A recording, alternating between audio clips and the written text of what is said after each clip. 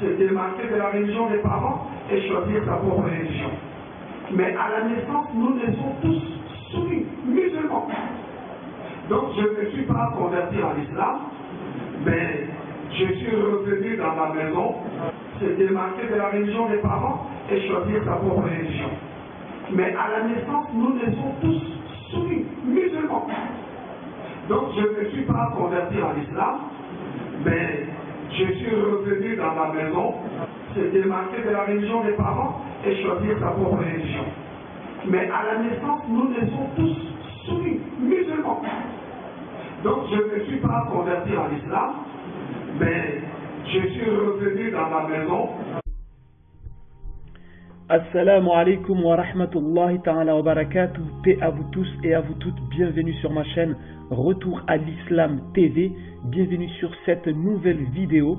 Une vidéo, franchement, les frères et sœurs, qui va vous faire plaisir. Automatiquement, moi, il m'a fait plaisir. Si tu aimes Allah et son prophète, si tu aimes l'islam, si tu connais la grandeur et la puissance de cette religion, tu vas automatiquement aimer, kiffer cette vidéo. Alors en fait, c'est un pasteur, et vous le savez, frères et sœurs, vous savez qu'il y a beaucoup de pasteurs, des vrais pasteurs, qui avaient des ministères, qui prêchaient Jésus-Christ, hein, qui deviennent de plus en plus musulmans, subhanallah. Et vous allez voir dans cette vidéo que ce pasteur, un ancien pasteur qui avait un ministère, lui-même, il s'est posé les bonnes questions. Alhamdulillah, Allah lui a ouvert le cœur, et aujourd'hui il est devenu musulman, et il va ici faire un petit témoignage. Un petit témoignage. Alors, écoutez. En ce qui concerne mon témoignage quant à la conversion, bon, je n'aime pas trop l'appeler ma conversion en islam. Je ne me suis pas converti en islam.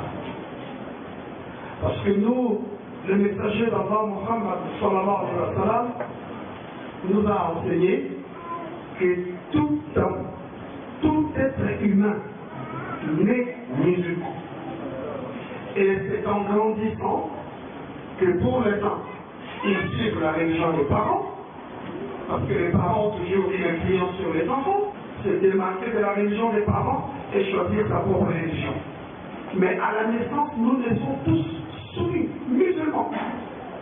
Donc je ne me suis pas converti en islam, mais je suis revenu dans ma maison. La première trompette, la guerre contre Jérusalem et Israël de 70 et 150. On parle de la deuxième trompette comme étant les guerres des Ostrogoths contre Rome qui ont commencé à peu près 378 à 410. On parle ensuite des guerres des Vandales qui ont pris la relève de 406 et même il y a un petit, comment que je dirais, overlap. C'est-à-dire ils se... Ouais, ok. En tout cas, 406 à 455, et ensuite la quatrième trompette de 451 à 493. Mais vous auriez tous ces dates dans votre dépliant, et ces dates-là, je les ai prises, je vous dis carrément, d'un livre d'histoire sur la chute de l'Empire romain.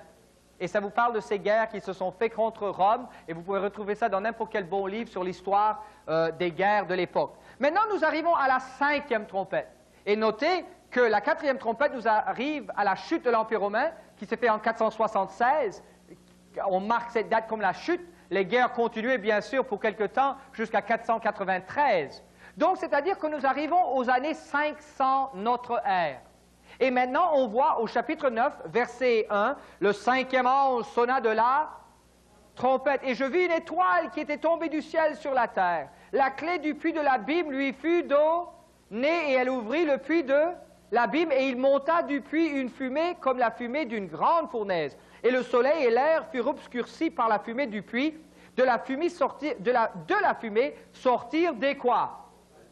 Des sauterelles qui se répandirent sur la terre. Quelle sorte de sauterelles? On va voir. Et sortirent des quoi? Des sauterelles qui se répandirent sur la terre. Quelle sorte de sauterelles? On va voir. Et sortirent des quoi? Des sauterelles qui se répandirent sur la terre. Quelle sorte de sauterelles? On va voir. Et leur fut donné un pouvoir comme le pouvoir qu'ont les scorpions de la terre. Il leur fut dit de ne point faire de mal à l'herbe de la terre, ni à aucune verdure, ni à aucun arbre, mais seulement aux hommes qui n'avaient pas le quoi? Sceau de Dieu sur le front. Il leur fut donné non de les tuer, mais de les tourmenter pendant combien de mois? 5 mois, ça on va y revenir. Maintenant, lisons un peu plus loin. Et le tourment qu'elle causait était comme le tourment que cause le scorpion quand il pique un homme. En ces jours-là, les hommes chercheront la mort et ils ne la trouveront pas. Ils désireront de mourir et la mort fuira loin d'eux. Comme j'ai déjà dit, c'est sûr qu'il y a certaines choses qui sont dans ce texte, compris symboliquement, qu'on va expliquer maintenant, qui auront un accomplissement réel au temps de la fin. Mais ça ne veut pas dire qu'au temps de la fin, des sauterelles vont sortir de la terre, comme décrit ici. D'ailleurs, vous allez voir que ces sauterelles qui sont décrites ici parlent de quelque chose symbolique. Notez bien comment c'est expliqué, allons plus loin, au verset 7. Ça dit, ces sauterelles ressemblaient à des quoi? Des chevaux préparés pour le combat. Est-ce que vous avez déjà vu des sauterelles qui ressemblent à des chevaux? Alors je me demande, une petite sauterelle avec des jambes de chevaux?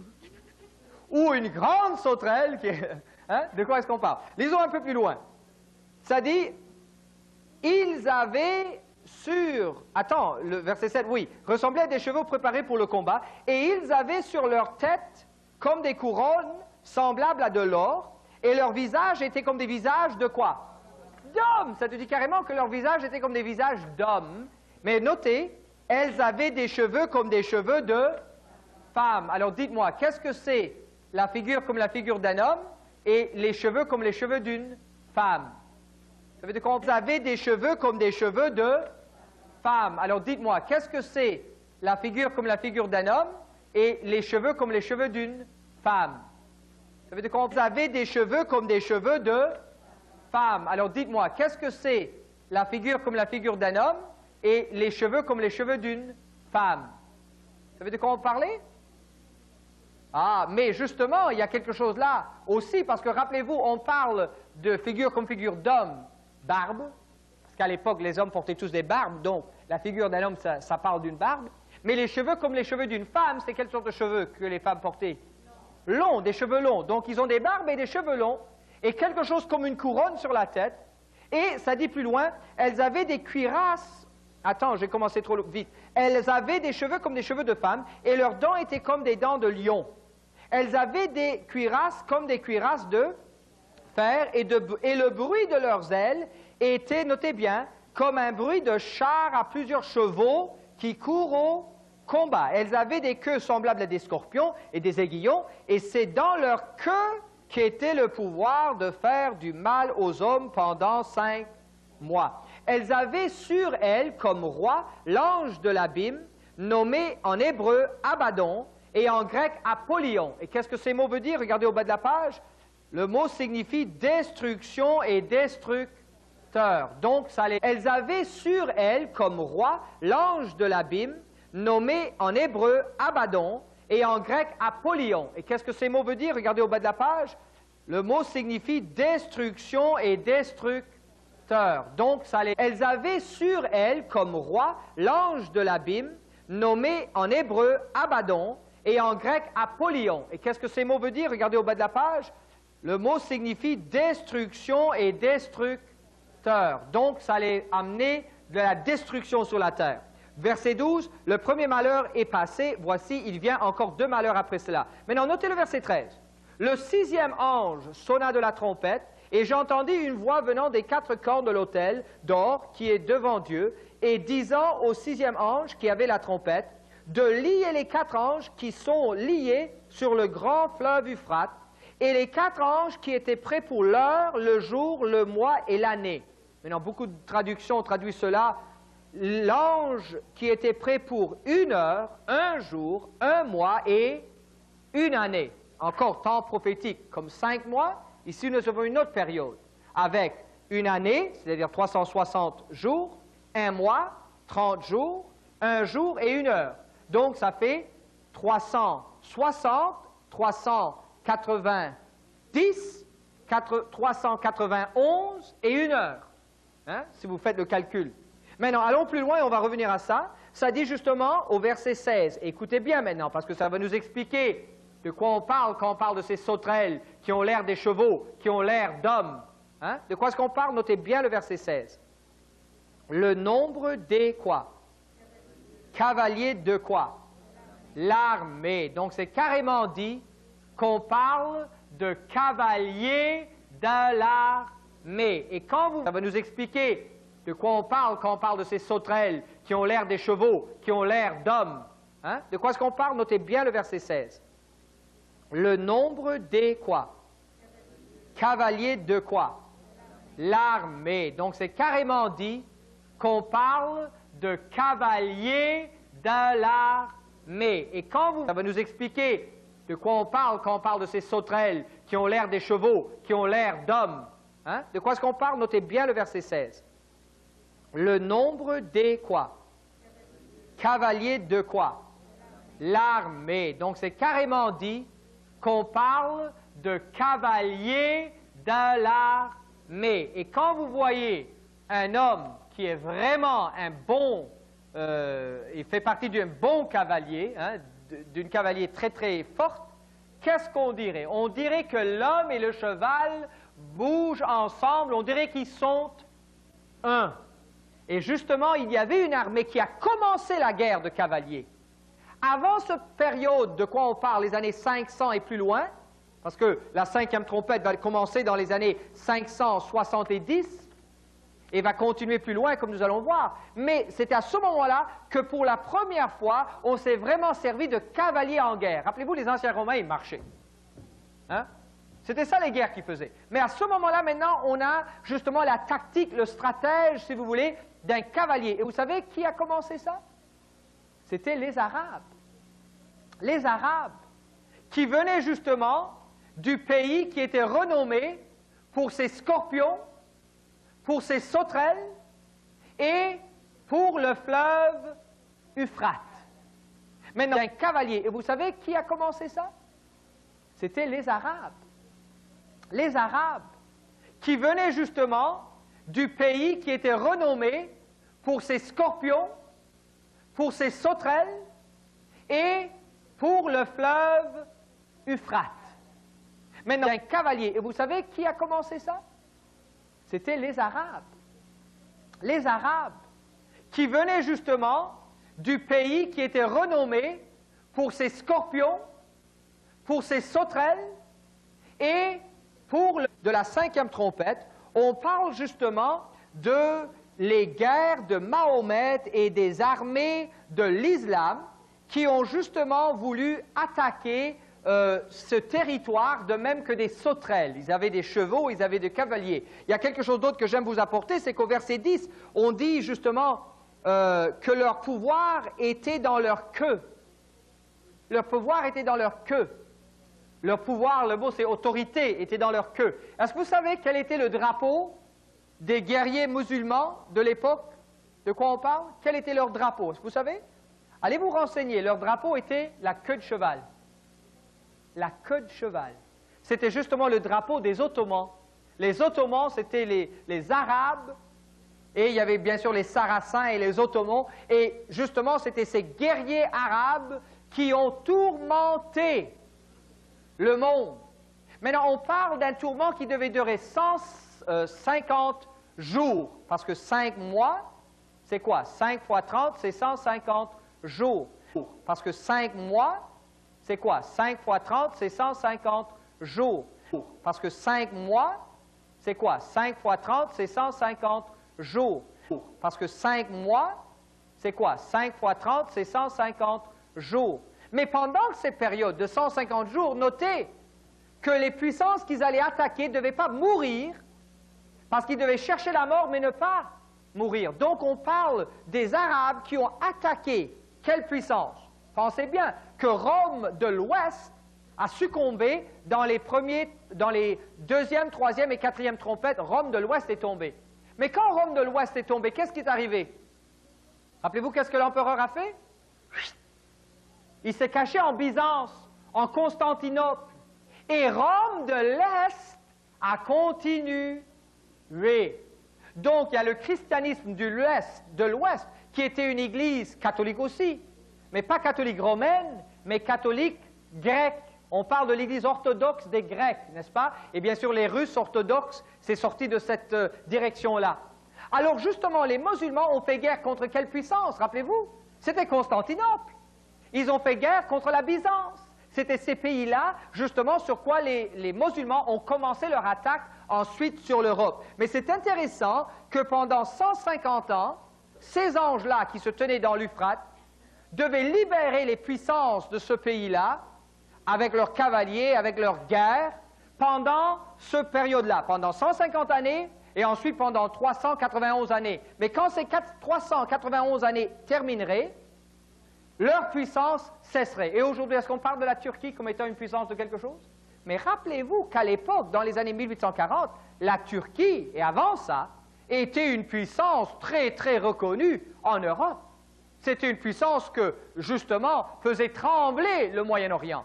Mais les Arabes, à ce moment-là, la Turquie est tombée, et d'ailleurs, on n'en parle même plus, parce que la puissance devait durer certains temps, certaines années, comme prévu dans la prophétie. Mais elle nous a... Pourquoi? Notez qu'est-ce que ça dit à la fin du 5e et 6e trompette. Ça dit au verset 20, « Les autres hommes qui ne furent pas tués par ces fléaux ne se repentirent pas des quoi? Des œuvres de leurs mains, de manière à ne point adorer des démons et les quoi? Les idoles de quoi? D'or, d'argent, d'airain, de pierre et de bois qui ne peuvent ni voir, ni entendre, ni marcher. » Mais non, le péché était justement l'idolâtrie. Et il n'y a qu'une église qui est encore pire, il semble, que l'Église catholique pour les reliques et les idoles, et adorer les tissus, et les bouts de bois, et les bouts de pierre, et tous ces trucs-là. C'est les orthodoxes. Et justement, l'idolâtrie. Et il n'y a qu'une église qui est encore pire, il semble, que l'Église catholique pour les reliques et les idoles, et adorer les tissus, et les bouts de bois, et les bouts de pierre, et tous ces trucs-là. C'est les orthodoxes. Et justement, l'idolâtrie. Et il n'y a qu'une église qui est encore pire, il semble, que l'Église catholique pour les reliques et les idoles, et adorer les tissus, et les bouts de bois, et les bouts de pierre, et tous ces trucs-là. C'est les orthodoxes. Et justement, l'idolâtrie. Et il n'y a qu'une église qui est encore pire, il semble, que l'Église catholique pour les reliques et les idoles, et adorer les tissus, et les bouts de bois, et les bouts de pierre, et tous ces trucs-là. C'est les orthodoxes. Et justement, l'idolâtrie. Et il n'y a qu'une église qui est encore pire, il semble, que l'Église catholique pour les reliques et les idoles, et adorer les tissus, et les bouts de bois, et les bouts de pierre, et tous ces trucs-là. C'est les orthodoxes. Ils sont aussi pris avec leurs idoles, avec leurs reliques, avec toutes leurs choses, que les catholiques romains. Donc, de même que la parole de Dieu nous dit que quand un peuple se détourne de Dieu pour suivre les commandements d'hommes et pour rejeter les commandements de Dieu, Dieu envoie sur eux des fléaux. De même, on voit que la Byzance et la Constantinople, qui étaient un peuple très pris dans l'idolâtrie, mais qui se disaient chrétiens, ont été tombés dessus par les musulmans. Maintenant, quelle était la doctrine des musulmans? Qu'est-ce qu'ils venaient? Quand ils attaquaient, qu'est-ce qu'ils détruisaient? Les idoles. Rappelez-vous que la doctrine des musulmans, c'est qu'il y a un seul Dieu et tu ne te prosternes pas devant des idoles et des images taillées. Donc,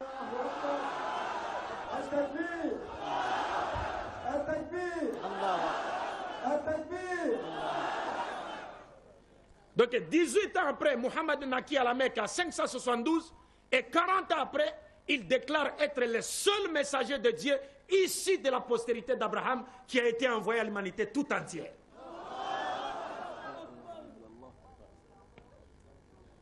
Et il vient inaugurer le royaume de Dieu sur la terre, qui est symbolisé par une pierre. D'abord, vous regardez, il n'y a pas une seule religion qui a le symbolisme de la pierre ici, ce n'est l'islam.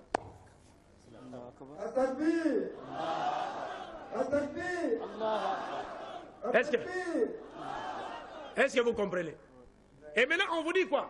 On vous dit, c'est ce royaume-là qui sera inauguré par ce Fils de l'homme qui détruira le 4e royaume symbolisé dans la première prophétie, par les jambes de fer, et dans la seconde prophétie, par la bête qui avait des dents de fer et qui avait 10 cornes. C'est ce royaume de Dieu qui détruira ce quatrième royaume ou empire. Maintenant, il faut qu'on cherche à connaître ceux qui ont détruit l'Empire romain. Parce qu'aujourd'hui, l'Empire romain n'existe plus. L'Empire romain n'existe plus. Mais qui a détruit Rome? Qui a détruit Rome? Mais avant cela, on s'est posé la question de connaître sur l'identité du Fils de l'homme. Je vais vous surprendre. Vous avez une Bible chrétienne. J'ai demandé à mon frère Moustapha de m'apporter également la Bible de Jérusalem. Mais malheureusement, il y a une Bible de Jérusalem, mais je ne sais pas à quelques pages se sont volatilisées. Alors il y a effectivement la page dont j'avais besoin est partie, quoi. Mais dis-moi, nous la trouvons ici. La chose que je cherche. Ça, c'est la Bible Tobe, c'est-à-dire traduction écuménique de la Bible. C'est-à-dire les chrétiens catholiques et protestants, tous se sont réunis pour traduire cette Bible. Qu'est-ce qui est dit dans les glossaires? On vous dit là-bas, Daniel a vu un fils de l'homme à qui Dieu donnera la direction spirituelle et temporelle du monde. Écoutez ce que la Bible des chrétiens nous dit dans ce glossaire, dans ses notes sur le fils de l'homme de Daniel 2, 7. Regardez. Cherchez, c'est la page 563, je pense. Oui. Atakbir! Atakbir!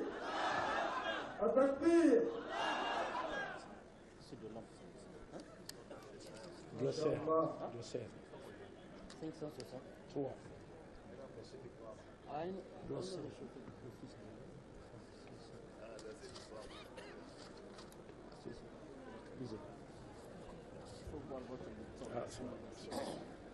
Donc nous allons lire le glossaire Fils de l'homme. On dit, sauf en Acte 5, verset 56, et en Jean chapitre 12, verset 34, l'expression le Fils de l'homme apparaît toujours dans le Nouveau Testament, comme prononcé par Jésus lui-même. Dans de nombreux cas, il est évident que ce titre lui servait à se désigner lui-même.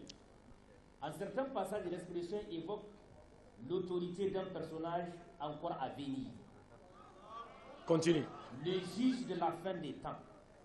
Répétez la phrase. Le juge de la fin des temps. En d'autres passages, en certains passages, répétez le début de la phrase. Hein? Commencez en d'autres passages. En d'autres passages, en certains passages, oui, l'expression évoque l'autorité d'un personnage encore à venir. Le juge. Et ça, c'est après l'avènement de Jésus. Le juge de la fin des temps. Continuez. Tel que énoncé dans Matthieu chapitre 16, verset 27, chapitre 19, verset 28, chapitre 25, verset 31 à 32, 26 à 64. Continue. Luc chapitre 19, verset 28. Lisez la phrase seulement qui suit. La phrase qui suit. Cet emploi est sans doute inspiré de Daniel 7, verset 13. Avez-vous compris ça? On vous dit en certains passages, l'expression évoque l'autorité d'un autre personnage encore à venir, le juge de la fin des temps. Et cet emploi s'inspire de Daniel chapitre 7, verset 13. Mais si c'était Jésus, il fallait dire que c'est Jésus.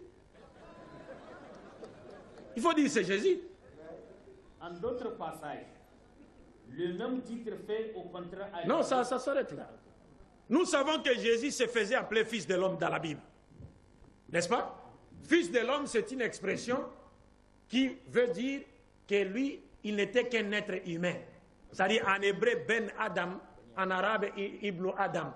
C'est-à-dire c'est quelqu'un qui hérite les sangs, l'os et la chair qu'avait Adam. Donc il n'est pas Dieu, c'est un être humain.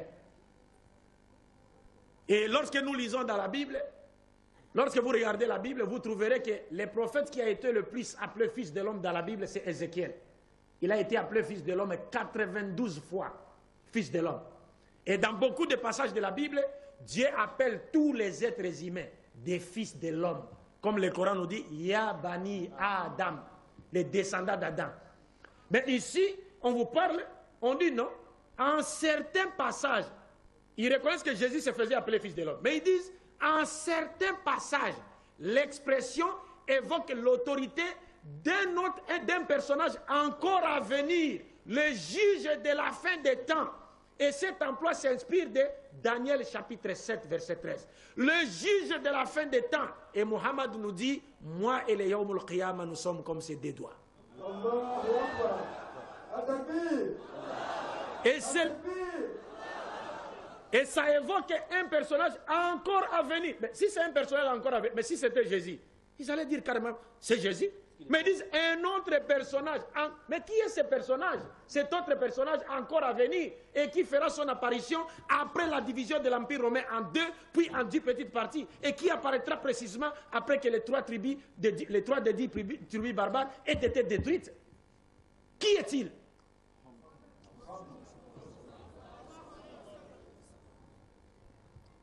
C'est-à-dire, aucun chrétien ne peut aujourd'hui lancer un défi aux musulmans en disant non, non, non, cette prophétie ici ne parle pas des musulmans, de Muhammad, ça parle plutôt de Jésus.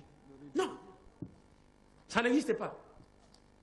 On a fait des débats et des débats, des débats et des débats de pasteurs, et la plupart d'entre eux ont fini par se convertir en islam.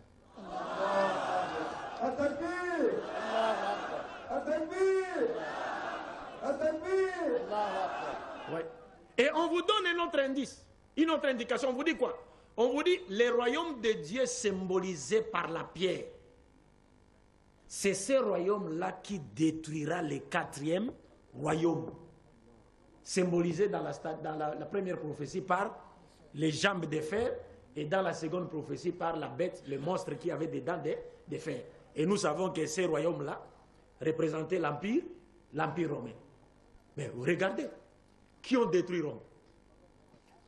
Parce qu'on a dit à l'époque, avant même que l'Empire romain dans sa partie occidentale ne tombe entre les mains des barbares, l'empereur Constantin le Grand avait déjà déplacé quoi? La capitale.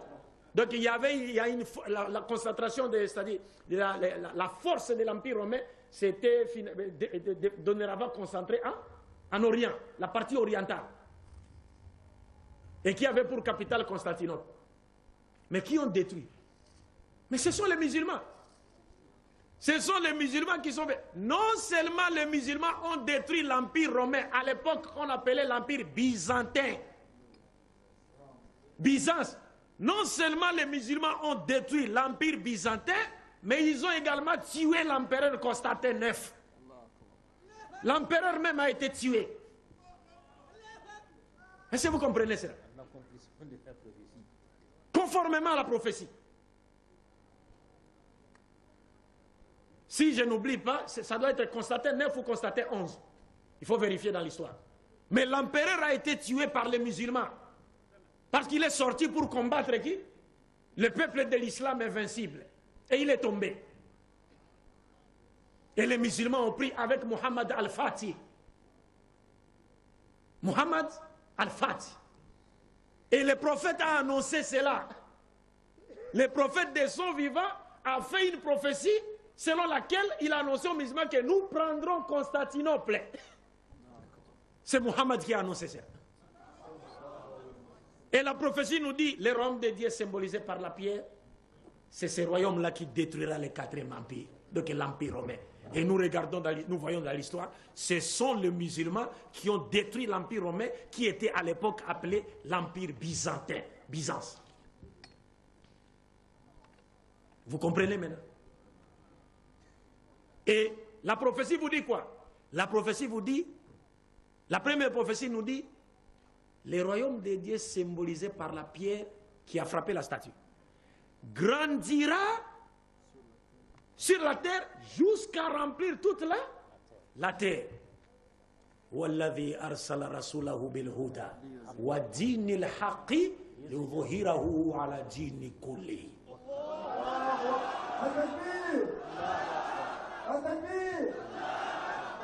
Jusqu'à ce que le prophète Mohammed dans un langage de défi, il dit pas une seule maison, pas une seule case sous le soleil ne restera sans que l'islam n'y pénètre.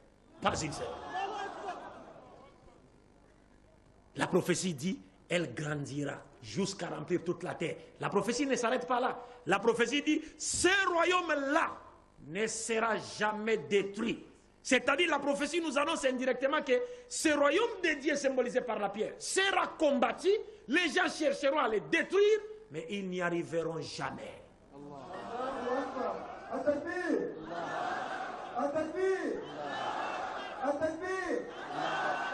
يريدون ليطفئوا نور الله بأفواههم والله متم نوره ولو كره الكافرون. Ça c'est la promesse d'Allah. Personne ne détruira ce royaume. Et on vous dit, ce royaume détruira les autres. Regardez maintenant.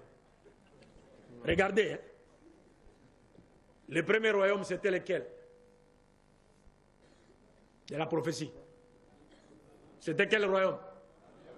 Babylone. Aujourd'hui, c'est quel pays? L'Irak, musulman.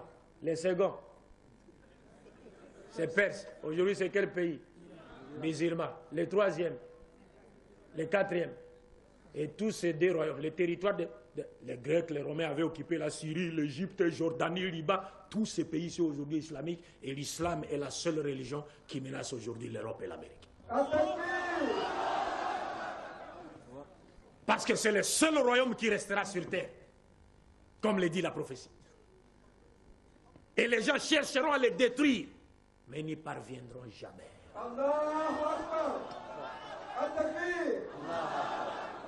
C'est la prophétie qui le dit. Et c'est pourquoi ça étonne souvent les gens. Ça dit, des fois vous allez entendre quelque part. C'est quand je suivais par exemple ce qui se passe aujourd'hui à Centrafrique. Je vois, on détruit une mosquée, on brûle le Coran. Ça allait me pousser à révolte au niveau interne. Je me suis dit non, je me suis directement rappelé de la prophétie. J'ai dit non, c'est comme ça. Dieu aime ça.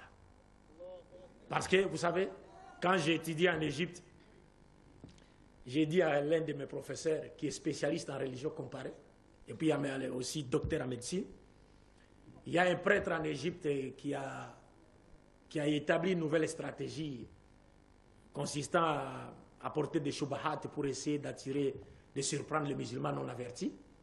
Alors moi j'ai dit à mon professeur, j'aime ce que ce prêtre est en train de faire. C'est-à-dire ces attaques contre l'islam, contre la personne du prophète. J'aime ça. Le professeur m'a dit, mais comment est-ce que tu peux aimer quelqu'un qui attaque l'islam? J'ai dit, non, moi je n'ai pas dit que je l'aime lui. J'aime ce qu'il fait. Pas lui. Et il me dit, pourquoi? J'ai dit, ah, voilà une bonne question. Vous savez pourquoi? Je lui dis parce que l'un des plus grands secrets de l'expansion de l'islam que Dieu a enfoui dans le Coran, ce sont les attaques qu'on lance contre l'islam. C'est-à-dire, quand vous attaquez injustement l'islam, comme l'islam n'a pas assez d'ouvriers sur le terrain, les musulmans sont devenus paresseux, Dieu lui-même descend sur le terrain. Dieu lui-même descend sur le terrain. Il fait quoi? Il fait une contre-attaque dans votre attaque et donne à l'islam la victoire. Et c'est pourquoi Dieu dit dans le Coran, ils veulent éteindre la lumière de Dieu par les souffles sortant de leur bouche. C'est-à-dire les paroles mensongères, les bobards qu'ils racontent sur l'islam. Ils espèrent éteindre la lumière de Dieu. Mais Dieu confirmera sa lumière, n'en déplaise aux mécréants. C'est-à-dire, quand vous attaquez l'islam, vous commettez la plus grosse erreur de votre vie. Il serait mieux que vous ne l'attaquiez pas. Comme les musulmans sont devenus paresseux, peut-être que l'islam va avancer petit à petit, quoi. Mais quand vous l'attaquez, c'est Allah qui descend sur le terrain et permet à l'islam d'avancer à grands pas. Est-ce que vous comprenez ça? C'est pourquoi les gens s'étonnent. Vous allez entendre quelque part, on vous dit, regardez par exemple, quand il y a eu le 11 septembre. Et nous connaissons aujourd'hui qui ont organisé cela. Nous les connaissons. Et juste après cet événement, il n'y avait plus de Coran, d'exemplaires de Coran dans toutes les librairies des États-Unis d'Amérique. Les gens cherchaient à avoir un Coran. Donc on a fait quelque chose pour essayer de discréditer l'islam, mais Dieu a fait une contre-attaque dans leur plan machiavélique et a donné à l'islam la suprématie parce que Dieu dit « Wa makaru wa makarallah wallahu khayrul makirin ».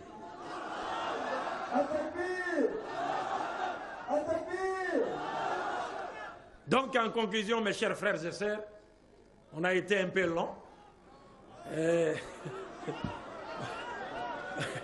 On y reviendra dans l'avenir, Inch'Allah.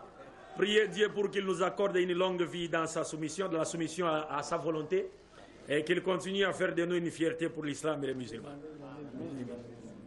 Donc, en conclusion, nous disons que, mes chers frères et sœurs, n'ayez aucun doute sur la véracité par rapport à votre prophète, par rapport à votre religion. Car Muhammad sallallahu alayhi wa sallam a bel et bien été annoncé dans les Écritures antérieures. Et c'est bien à travers l'apostolat de Muhammad que l'humanité tout entière sera sauvée, parce que Dieu l'a envoyé en conformité, n'est-ce pas, en confirmation de la promesse qu'il avait faite à Abraham, comme quoi il suscitera de sa postérité un messager à travers lequel l'humanité tout entière sera sauvée. Donc oui,